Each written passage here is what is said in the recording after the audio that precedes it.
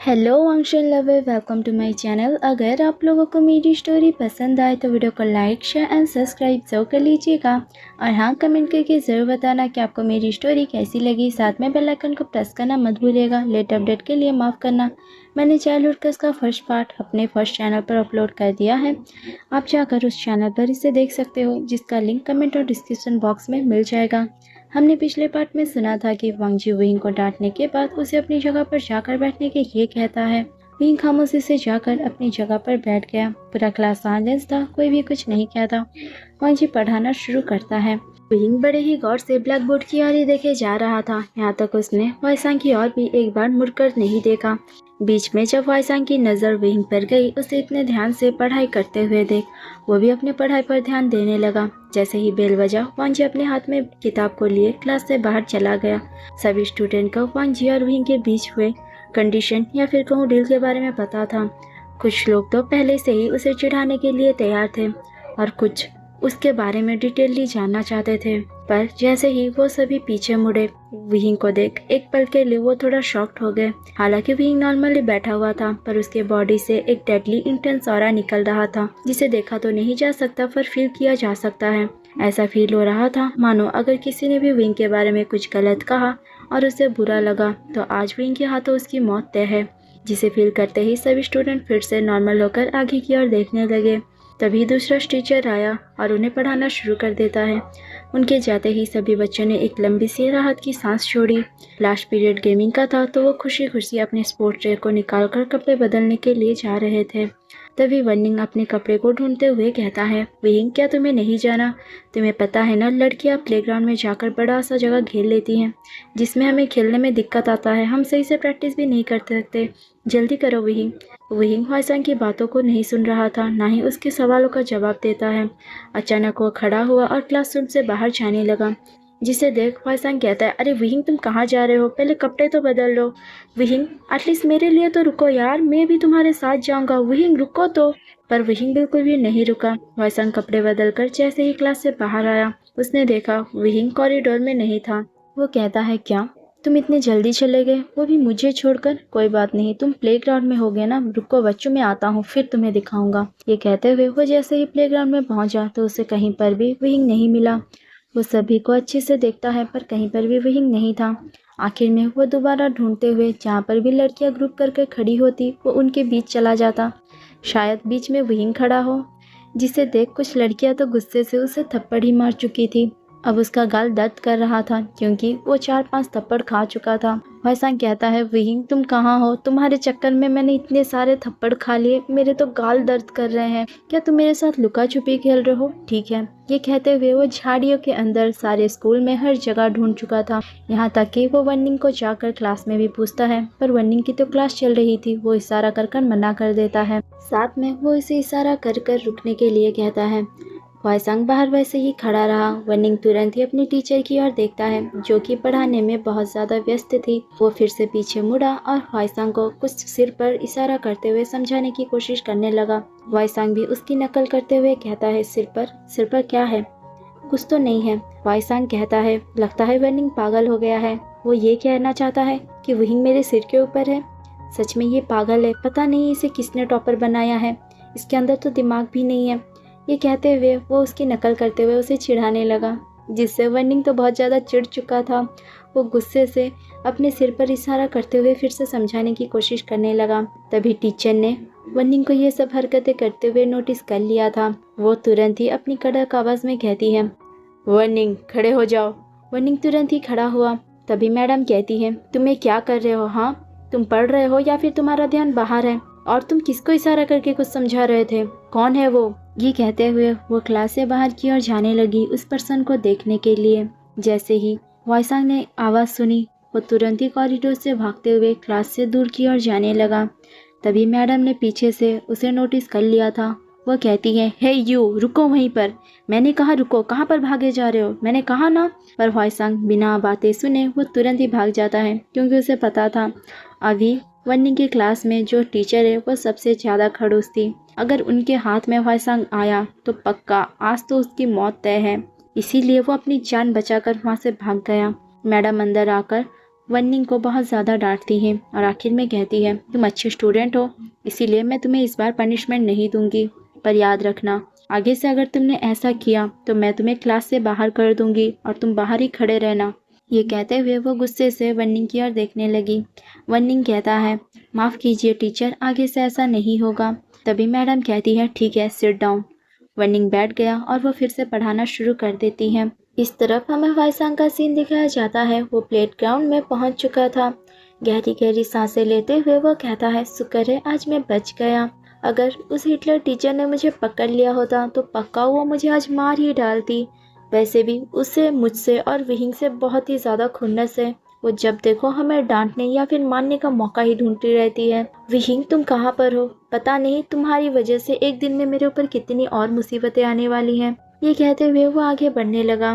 तभी वाईसांग ने नोटिस किया, यहाँ से जो भी स्टूडेंट गुजर रहे थे वो उसे देखकर स्माइल करते हैं, जिसे देख उसने भी उनकी ओर देखकर स्माइल किया और बुदबुदाते हुए कहने लगा, पता नहीं इन लोगों को क्या हुआ है, वो लोग मुझे देखकर स्माइल क्यों कर रहे हैं, ऐसे भी मैं इन सबको जानता भी नहीं हूँ। ये कहते हुए वो कहता है, खैर छोड़ो, मुझे उससे क्या, और वो आगे बढ़ने लगा। तभी हमें टेरिस का सीन दिखाया जाता है। विहिंग खामोशी से छत पर खड़े होकर नीले आसमान को घूरे जा रहा था। आसमान पूरी तरह साफ था। सूरज की रोशनी विंग पर पड़ रही थी और साथ में धीमी धीमी हवाएं विंग को छू रही थी, जो कि विंग को अच्छा फील कराता है। वो अपनी दोनों आंखों को बंद कर नेचर को फील कर रहा था। उसके अंदर जो भी गुस्सा और सैडनेस था वो उसे कम करने की कोशिश करता है। उसे ऐसा मन कर रहा था कि वो वांग जी का नाम लेते हुए उसे बहुत सारी गालियां दे, जिससे कि उसके अंदर का जो गुस्सा है वो बाहर आ जाए और फ्रस्ट्रेशन भी कम हो जाए।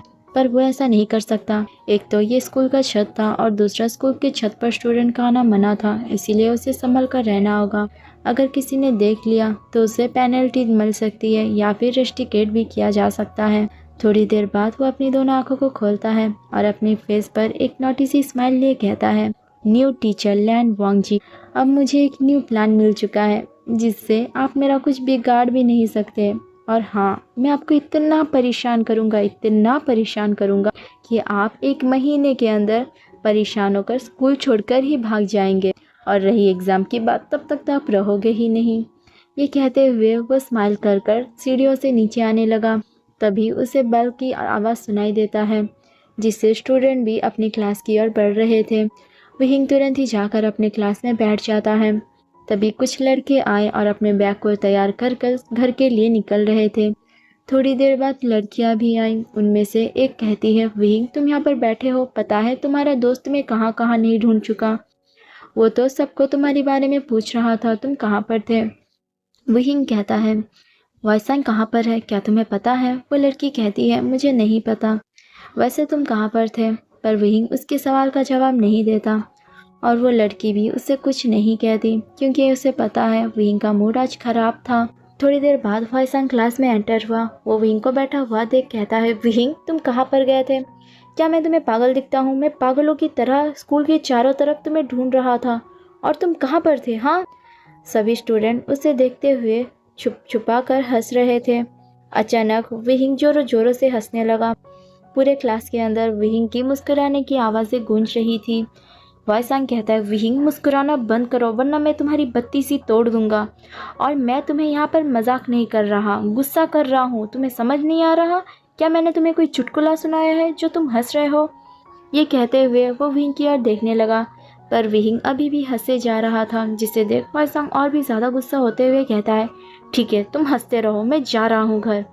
ये कहते हुए वो जैसे ही अपने डेस्क पर हाथ बढ़ाता है, तभी विहिंग ने तुरंत ही उसे खींच लिया और उसके चेयर पर बैठाते हुए कहता है, वाईसांग शांत हो जाओ, पहले मुझे ये बताओ तुम कौन सी जगह पर जाकर कुश्ती लड़ रहे थे? किसी झाड़ियों के अंदर घुसे थे क्या? वैसे तुम कर क्या रहे थे? इस बात को विहिंग ने थोड़ा टीजिंग वे ही कहा था, जिससे वाईसांग चिढ़ते हुए कहता है, विहिंग क्या बकवास कर रहे हो।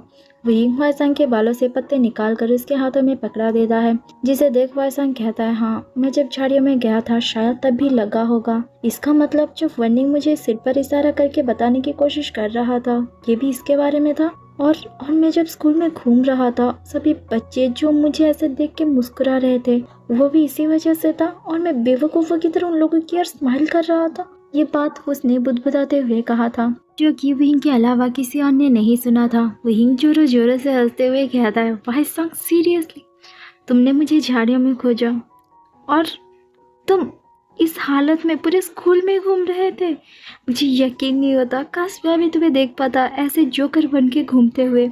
तब वाई सांग विंग को हंसते हुए देख कहता, विंग हंसना बंद करो, ये सब तुम्हारी वजह से हुआ है। ये कहते हुए वो सभी बातें बताता है, जिसे सुन तो विंग और भी जोरों से हंसने लगा। क्या तुमने मुझे झाड़ियों में खोजा, गर्ल्स के बीच में गए, थप्पड़ खाया और वनिंग वनिंग के पास क्यों गए थे यार? तुम्हें पता है उसका क्लास चल रहा था, ऊपर से तुमने उसे क्लास में चिढ़ाया, प्लस उसे उसके फेवरेट टीचर ली फैंग से डांट भी सुनाया। वाई सांग आज तुम पक्का फंसने वाले हो, वनिंग तुम्हें नहीं छोड़ेगा। तैयार हो जाओ डांट खाने के लिए, अब जल्दी चलो वरना वो और भी ज्यादा आग बबूला हो जाएगा। तब वनिंग विंग के हाथ के पकड़ते हुए कहता है, वो सब बाद में, मुझे पहले ये बताओ तुम मेरी बातों को इग्नोर करके मुझे अकेला छोड़कर कहाँ गए थे? तब विंग ऑकवर्डली स्माइल करते हुए कहता है, वो मैं तुम्हें रास्ते में बताता हूँ। वो दोनों कॉरिडोर से चलते हुए जा रहे थे। तभी विंग ने बताया वो खुद को रिलैक्स करने के लिए टेरिस पर गया था। वो अकेला रहना चाहता था, इसीलिए वाईसांग को नहीं बताया और वाईसांग ने जब बुलाया उसे खुद भी नहीं पता, जिसे सुन वाईसांग थोड़ा शॉक हो गया था। वो चिल्लाकर अचानक कहता है, क्या तुम? विंग ने तुरंत ही उसके मुंह पर हाथ रख लिया और उसे गुस्से से देखते हुए कहता है, वाईसांग चुप हो जाओ, अगर किसी ने सुन लिया ना तो वनिंग का तो नहीं पता, पर उससे पहले मैं जरूर तुम्हें मार डालूंगा। वाईसांग ने हाँ में अपने सिर को हिलाया। विंग ने तुरंत ही उसके माउथ को छोड़ा। वाईसांग कहता है, विंग तुम पागल हो क्या? तुम एक के बाद एक मुसीबत मोड़ क्यों ले रहे हो? पहले तुमने ही खुद टीचर से पंगा लिया, उस मुसीबत से निकले नहीं हो, और दूसरा तुम छत पर गए थे। क्या पता अगर किसी ने देख लिया हो और वो जाकर प्रिंसिपल को बता देंगे तो क्या होगा तुम्हारे साथ? तुम समझ सकते हो ना विंग? विंग कहता, वाईसांग शांत हो जाओ, मुझे किसी ने भी नहीं देखा, मैंने अच्छी तरह नोटिस किया था। अब तुम इतना ज़्यादा मम्मी वाला एक्टिंग करना बंद करो और जल्दी चलो। वो दोनों जैसे ही साइकिल स्टैंड में पहुंचे, वनिंग बड़े ही गुस्से के साथ वाईसांग की ओर देखे जा रहा था। वाईसांग ऑकवर्डली स्माइल करता है, जिसे देख वनिंग गुस्से से अपने दांतों को पिसते हुए कहता है, हंसना बंद करो वरना मैं तुम्हारे दांत तोड़ दूंगा। वाईसांग तुरंत ही स्माइल करना बंद कर देता है। वनिंग कहता है, अच्छा तुम मेरे क्लास के बाहर क्यों आए थे? हाँ, एक तो तुम जंगलियों की तरह पत्ते लगा कर आए थे और दूसरा मैंने जब तुम्हें बताने की कोशिश किया तो तुम मेरी ही नकल उतारने लगे, मुझे चिढ़ाने लगा। ऊपर से तुमने मुझे टीचर ली फैंग से डांट भी सुनाया। ये कहते हुए वो गुस्से में खड़ा था, जिसे देख वाईसांग कहता है, वनिंग माफ कर दो ना, क्या तुम अपने दोस्त के लिए इतना भी नहीं कर सकते? वनिंग कहता है, हाँ ऐसा दोस्त जो सिर्फ मुझे डांट ही खिला सकता है, कुछ और नहीं। इन दोनों की बातें सुनकर विंग मुस्कुरा रहा था। तभी अचानक गुस्से से वनिंग विंग की ओर मुड़ा और कहता है, तुम इस बेवकूफ़ को छोड़कर कहाँ गए थे? अगर तुम उसे ऐसे छोड़कर नहीं जाते तो वो मेरे क्लास में नहीं आता, ना ही मुझे टीचर से डांट सुननी पड़ती। जिसे सुन विंग तुरंत ही स्माइल करना बंद कर देता है और वो वनिंग को देखते हुए कहता है, वनिंग प्लीज़ उसे माफ़ कर दो, मैंने उसे बहुत डांटा और समझा दिया है तो वो आगे से ऐसा नहीं करेगा। मैंने सही कहा ना वाईसांग? वाईसांग ने हाँ में अपने सिर को हिलाया। तभी विंग कहता है, चलो जल्दी से वनिंग को माफ़ी मांगो। वाईसांग बड़े ही क्यूट फेस बनाकर वनिंग को माफ़ी मांगने लगा, जिससे कुछ ही समय में वनिंग ने भी वाईसांग को माफ़ कर दिया। वो तीनों साइकिल लेकर जैसे ही स्कूल से बाहर निकले, तभी वनिंग कहता है, विंग तुम कहाँ पर गए थे? तुमने तो नहीं बताया, और तुम आज होमवर्क करके लाए थे ना, तो टीचर ने क्या कहा?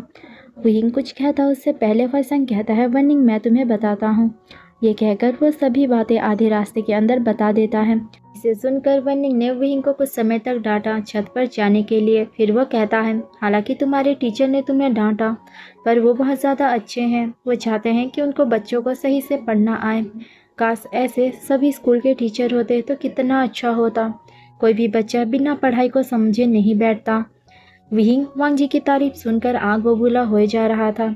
तभी वाईसांग वनिंग के साथ लड़ने लगा। वो दोनों कुत्ते बिल्लियों की तरह लड़ झगड़ रहे थे। दोनों की लड़ाई तब तक चलती रही जब तक वनिंग अपने घर तक नहीं पहुंच गया।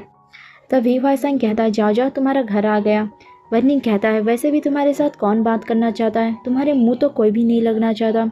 ये कहते हुए उसने विंग को बाय किया और वहाँ से चला गया। वाईसांग विंग को कहता, विंग तुम उसकी बातों का बुरा मत मानना, तुम्हें तो पता है ना बचपन से वनिंग कैसा है। पर विंग कुछ भी जवाब नहीं देता। थोड़ी दूर आगे ही वाईसांग का घर था तो वो भी चला गया। कुछ दूर आगे जाते ही विंग भी अपनी जगह पर पहुंच चुका था। जैसे ही वो अपने अपार्टमेंट पर पहुंचा तो उसने देखा दरवाजा खुला था, जिसे देख वो कहता है, इतनी जल्दी तो ब्रदर घर नहीं आता, फिर कौन आया है? जैसे ही वो अंदर गया तो उसने तो फैमिलियर शूज़ को देखा, जिसे देख वो खुश होते हुए अंदर जाने लगा। हॉल में 2 पर्सन बैठे हुए थे। वहीम कहता है, माँ पापा आप आ गए। मैडम यू आकर वहीम को खुशी से गले लगा लेती हैं और कहती है, बेबी तुम कैसे हो, आज का दिन तुम्हारा कैसा गया। वहीम कहता है, माँ मैं ठीक हूँ, पर प्लीज़ आप आज के दिन के बारे में मत पूछिए। ऐसे करते हुए वो दोनों कुछ समय तक बात करते हैं। तब मैडम यू कहती है, जाओ जाकर फ्रेश हो जाओ, मैं तुम्हारे लिए तुम्हारा फेवरेट खाना बना रही हूँ। वहीम कहता है, ठीक है माँ। फ्रेश होकर आते ही तीनों मिलकर खाना खाते हैं। खाने के टेबल पर खाना खाते हुए वो तीनों बातें कर रहे थे। वहींग ने अपनी ग्रैंड मदर के बारे में भी पूछा, जिसके बारे में मैडम यू ने बताया, और वहींग ने जियांग चैन के बारे में भी कंप्लेन किया, जिस वजह से जियांग चैन जैसे ही ऑफिस से लौटा तो मैडम यू उसके कान मरोड़कर उसे डांटने लगी। बाद में वो चारों मिलकर डिनर करते हैं। डिनर करने के बाद वहींग जैसे ही अपने कमरे में गया, वो खामोशी से बैठकर अपने होमवर्क को लिखने लगा, पर उसके फेस पर एक नोटी सी स्माइल थी। वहींग तुरंत ही उन सबको कंप्लीट कर सो जाता है। अब हमें अगले दिन सुबह का सीन दिखाया जाता है। जैसे ही सभी स्टूडेंट अपने क्लास में पहुंचे तो उन सभी ने कॉपी को निकाल कर टीचर टेबल पर रख दिया था, क्योंकि फर्स्ट क्लास हमेशा वांगजी का ही होता है। वांगजी सभी के प्रेजेंट डालने के बाद उन सबको पढ़ाने लगा। आखिर में जाते वक्त वो कॉपी लेकर चला जाता है। जब वांगजी ऑफिस में बैठकर सभी बच्चों की कॉपी को चेक कर रहा था, एक पर्सन की कॉपी को देख वो बहुत ज़्यादा हैरान रह गया। चेक करने के बाद लंच के वक्त वो जाकर 10C में सभी कॉपी को रख देता है। बच्चे जब लंच कर आए तो उन्होंने देखा उनका कॉपी आ चुका है। म्याँ म्याँ उठी और सबको उनकी कॉपी दे देती है। वही तुरंत ही अपनी कॉपी को खोलकर देखता है। उसने देखा उसके आंसर पर हर जगह रेड मार्क बना हुआ है। आखिर में लिखा था, क्लास ओवर होने के बाद तुम क्लास में रुकना, मुझे तुमसे कुछ काम है। वही सोचने लगा, आखिर उससे मुझसे क्या काम हो सकता है। फिर भी वो आज रुका। जब सभी बच्चे चले गए, थोड़ी देर बाद वांगजी आया और कहता है, तुम रुके हो। वही कहता है, यस सर, आपने कहा है तो मैं कैसे ना रुकता। वांगजी कहता है, गुड। वो जाकर विंग के पास बैठ गया और कहता है, चलो इस क्वेश्चन को सॉल्व करके दिखाओ। वही कहता है, क्या। वांगजी कहता है, मैंने जो कहा वही करो। वही उसके सामने ही सॉल्व कर दिखाता है, जिसका हर एक चीज़ गलत था। वांगजी उसे फिर से समझाता है। 2-3 बार समझाने के बाद उसने फिर से विंग को करने के लिए दिया, जिससे कि विंग ने आधा सही किया और आधा गलत था। वांगजी से फिर से समझाता है। ऐसे करते करते 1 घंटे बीत चुके थे और विंग को 2 क्वेश्चन अच्छी तरह याद हो गए। वह अच्छी तरह उसे सॉल्व कर पा रहा था। वांगजी कहता है, गुड, आज तुमने बहुत अच्छा मेहनत किया। आगे भी अगर तुम ऐसे मेहनत करोगे तो तुम मैथ के हर क्वेश्चन को आराम से सॉल्व कर पाओगे। कल से क्लास ख़त्म होते ही तुम रुकना। अब से तुम ओवर टाइम क्लास में पढ़ाई करोगे और मैं तुम्हें पर्सनली पढ़ाऊँगा, क्योंकि तुम्हारी मैथ बहुत ज़्यादा वीक है और मैं नहीं चाहता मेरा क्लास सबसे लास्ट आए। विंग जिसे सुन हैरान था, वो कहता है, क्या आप मुझे हर रोज़ पढ़ाएंगे। वांगजी कहता है, हाँ, क्यों, तुम्हारे पास और कोई ऑप्शन है। तुमने मुझे प्रॉमिस किया था, याद है ना, कि तुम हर सब्जेक्ट में 50% ला कर रहोगे, पर तुम्हारा जैसा हालत है मुझे तो किसी एंगल से भी नहीं लगता। मैथ में तो शायद तुम 5 मार्क भी ना ला पाओ। जिसे सुन विंग खामोश था। वांगजी कहता है, उम्मीद है तुम मेरी बातों को समझ रहे हो। कल से तैयार हो जाना, ठीक है। विंग ने हाँ में अपने सिर को हिलाया। वांगजी कहता है, ठीक है, शाम हो रही है, चलो घर चलते हैं। तुम्हारे पेरेंट्स इंतज़ार कर रहे होंगे, शायद वो बहुत ज़्यादा वरीड भी हों। विंग ने हाँ में फिर से अपने सिर को हिलाया और वांगजी के पीछे पीछे आने लगा। कॉरिडोर में चलते हुए वांगजी कहता है, और हाँ, आज मैंने तुम्हें जो टेक्निक से पढ़ाया उस टेक्निक को घर में जाकर प्रैक्टिस करना भूल मत जाना, ठीक है। विंग ने फिर से हाँ में अपने सिर को हिलाया। वो दोनों अपने साइकिल और बाइक में बैठकर निकल गए। घर पहुंचते ही मैडम यू विंग से कहती हैं, तुम इतने लेट क्यों हुए। विंग अपने लटके हुए मुंह के साथ मैडम यू को सभी बातें बताने लगा, जिससे मैडम यू तो बहुत ज़्यादा खुश थी। वो कहती है, कोई बात नहीं, ये तो अच्छी बात है कि मेरा बेटा मेहनत कर रहा है। कल से तुम्हें लंच में थोड़ा ज़्यादा खाना मिलेगा और कुछ स्नैक्स भी दे दूंगी। अगर तुम्हें भूख लगे तो खा लेना और साथ में अपने टीचर को भी देना, ठीक है। विंग शॉक्ड होकर मैडम यू को देख रहा था। यहीं पर हमारी कहानी स्टॉप होती है। उम्मीद है आप लोगों को आज का पार्ट पसंद आया हो, और अगर मेरी वॉइस बुरी लगी हो तो माफ़ करना। क्या है ना, मुझे सर्दी हुआ था, उसके बाद से मुझे बहुत ज़्यादा प्यास लगती है और गला बहुत ज़्यादा सूख जाता है, इसीलिए मेरी वॉइस हर जगह थोड़ी अलग लग सकती है। लेट अपडेट के लिए माफ़ करना। Bye bye everyone.